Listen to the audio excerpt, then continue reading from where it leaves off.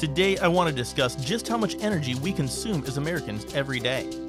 These values are pretty tough to get your head around, though, so let's boil it down into something we can understand. You know those barrels of oil everybody always talks about? Well, I bet you didn't know that a barrel of oil is cheaper than a soft drink. The math goes like this.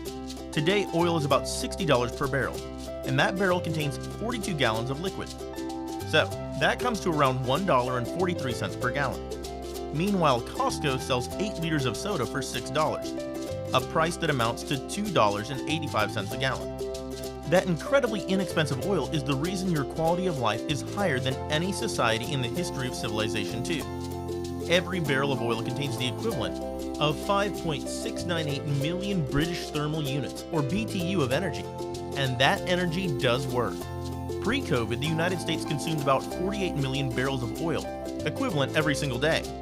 If you were to stack those barrels of oil end over end, they would form a consecutive line from Washington, D.C. to Los Angeles, 2,668 miles worth, nearly 10 times over. That's just in one day. That stack of barrels would grow nearly 125 feet every single week before becoming 6,531 feet tall by the end of the year. Sparta's 300 would be proud of that wall, which would stand 3.64 times the height of the World Trade Center in New York City, or 2.4 times the height of the tallest building in the world, the Burj Khalifa in Dubai. And that's just the consumption of the United States. China produced enough concrete in the past 16 years to equal all concrete produced by the United States during the entire 20th century. Between 2000 and 2018, China tripled the amount of coal power it uses.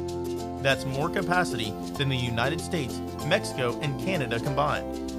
The first step to understanding energy is to understand how much of it we consume. Cheap energy, not technology, has been the main driver of wealth and productivity worldwide. While energy does not end poverty, you can't end poverty without energy.